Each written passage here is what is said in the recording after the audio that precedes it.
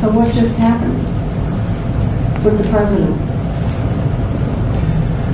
Leslie, President Trump is a man who speaks his mind. I think it's one of the great strengths that he's had as President of the United States, is that the American people always know where they stand. And he's always ready to make the case for the American people and the case for the progress that we've made over the last 3.5 years. Why did he walk out and end the interview like that? Well, you walked out with him, right? Well, Leslie, you spent the better part of an hour with the President. And the American people heard the passion that he has for this country, his determination to bring our country all the way back and then some. And the American people know that in this time, it's less about the back and forth with the media, and it's really more about how we bring this country all the way back.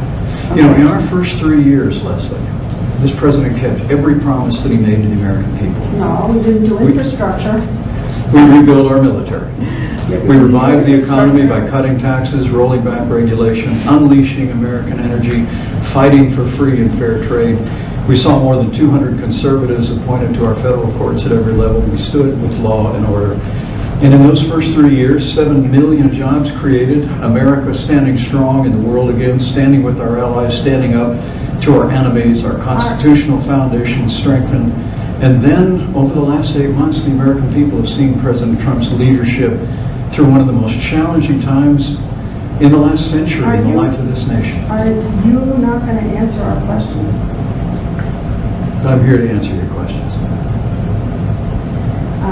Well, you're the head of the Corona Task Force, so I do have some questions about that. So let's say there's a mother out there, let's say in a hot spot in Wisconsin, and she's wondering whether she should send her children to school.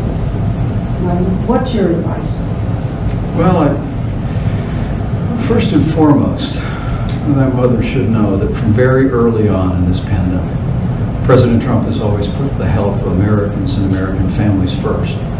That's why he did what no American president had ever done when he suspended all travel from China in January. Now, Joe Biden called that xenophobic, said it was hysterical. He said it would make things worse. But the president took that action that, as the head of the White House Coronavirus Task Force, Leslie, I'm convinced saved untold American lives. And it gave us the opportunity to launch the greatest national mobilization since World War II. We spun up new testing, 120 million tests done. And we just distributed 100 million tests to our school nurses and administrators around America. We're absolutely determined to make sure our doctors, our nurses, and those that are operating our schools and all our institutions have the resources, the testing, PPE, to be able to operate safely. But we've got to open up America again. And we've got to open up America's schools. You know, it was Leslie, if I may, it was the American Academy of Pediatricians that said months ago that distance learning is no substitute for in-the-classroom learning. My wife's been a school teacher for nearly 40 years. She's actually back in her classroom already at a little Christian school not far from our nation's capital, and she's teaching. And they're doing it under conditions that are safe and responsible.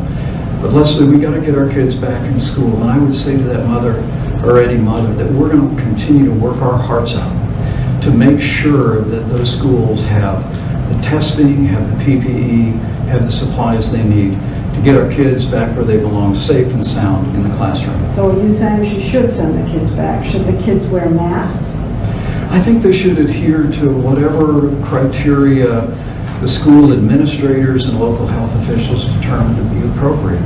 But really, again, I want to say the American Academy of Pediatricians made it clear early on that distance learning, this online learning, is no substitute for being in the classroom. You can't let our kids, whether it's K through 12 or whether it's higher education, fall behind in this year. We're going to get them back in school. We're getting them back in schools all across America. And it's a big part of opening up America again. What about Thanksgiving? Should people feel safe to get together with their family, with their grandparents, with their aunts and uncles? Thanksgiving is one of my favorite holidays. Me too.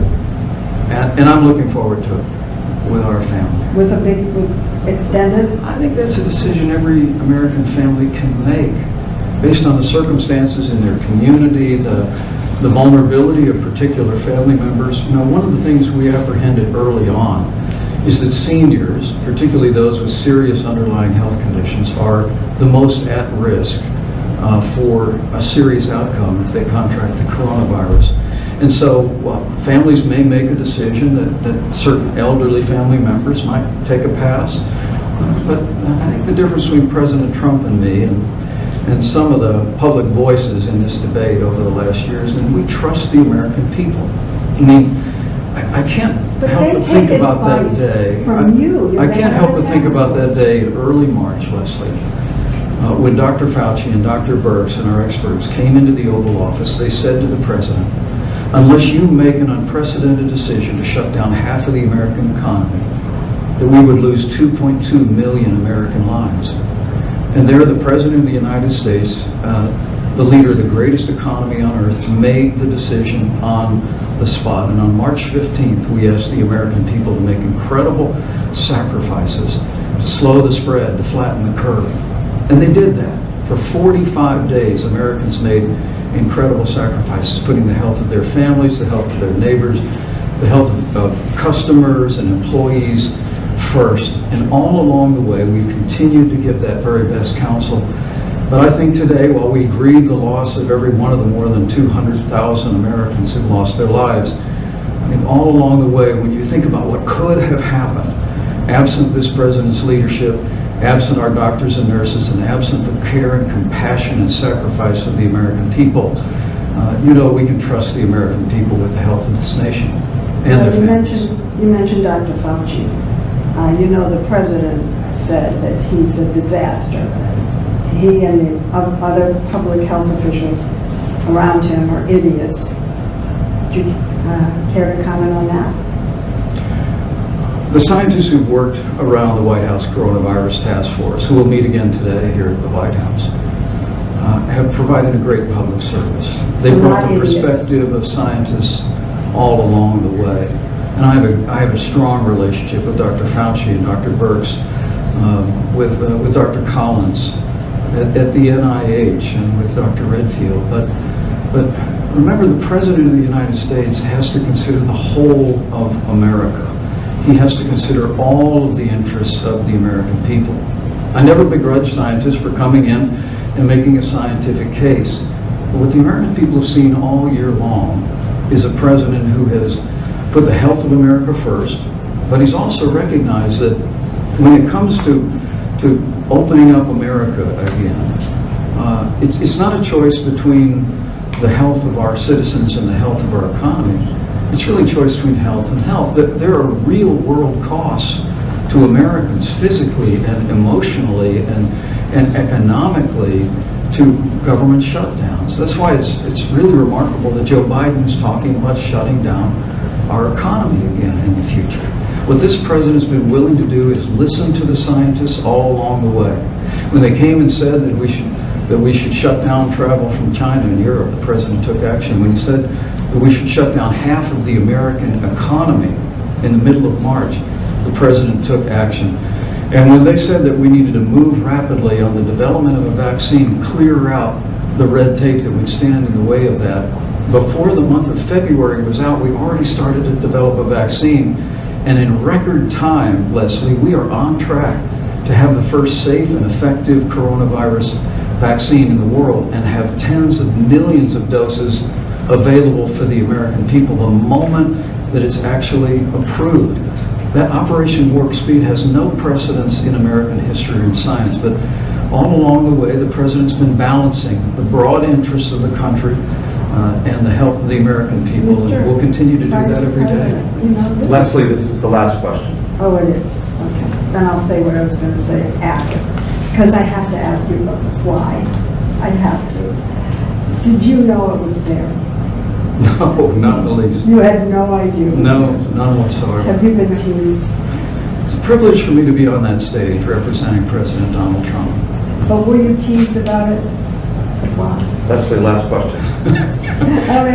When I came backstage, my 3 kids and my wife were waiting, and they gave me a word of encouragement, and then they said to me, "Dad, you had a fly line on you." And we all have a good sense of humor about it.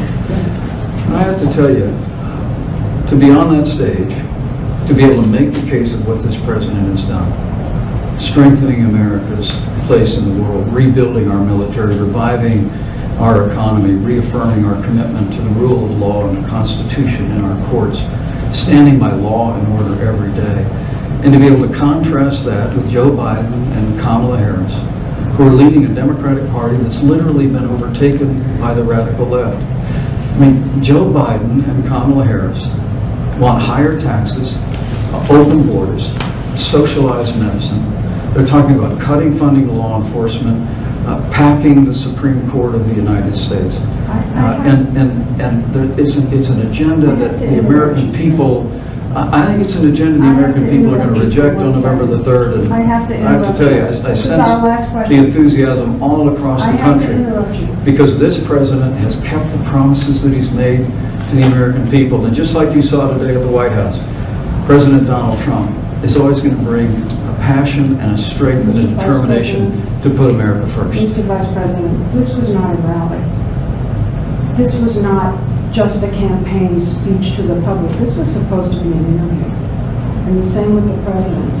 And I feel that you both have insulted 60 Minutes and me by not answering any of our questions and by giving set campaign speeches that we've heard both of you give at rallies without answering our questions. Leslie, what question haven't I answered?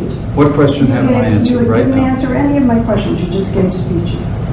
And I've answered every single one of your questions. I'd like to know what question I haven't answered. Well, I asked you about the president calling Fauci an idiot. And I got a speech about the president. I asked you, about mothers. I don't know. You just kept giving me speeches, and so did he. And I think that both of you, there is this kind of anticipation that people in power are held accountable and they answer questions for the public, not for me, for the public. And I feel that you didn't do that. And I'm upset. Well, Leslie, I appreciate the speech that you just gave, but I've answered all your questions, and I've spoken about things the American people care about.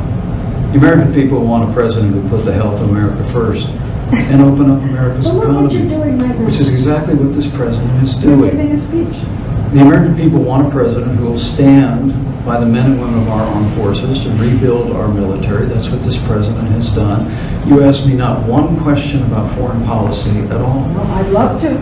You- May I? I have to Thanks, tell you. guys. I think we're done. Okay, I got a The lot of American them. people want I a have president who will questions. stand by all the God-given liberties enshrined in our Constitution, appoint conservatives to our federal courts at every level. You haven't asked me one question about Joe Biden and Kamala Harris refusing to say whether they're going to pack the Supreme Court of the United States. I had. And I think this is why the American questions. people are frustrated with the media, that the issues that are most important to the American people, which are the security and the well-being of the American people and the foundations on which this country stands, are really on the ballot this year. And the President and I, whether you like it or not, whether it fits in to 60 Minutes narrative, the President and I are going to continue to take that case every day to the American people. And I think we're going to have a great victory on November the 3rd. Thanks, Leslie. Thank you, Mr. Vice President. Thank you, Leslie. I give you an elbow. We can take that off. Yep. All right, we got this. One's at the end.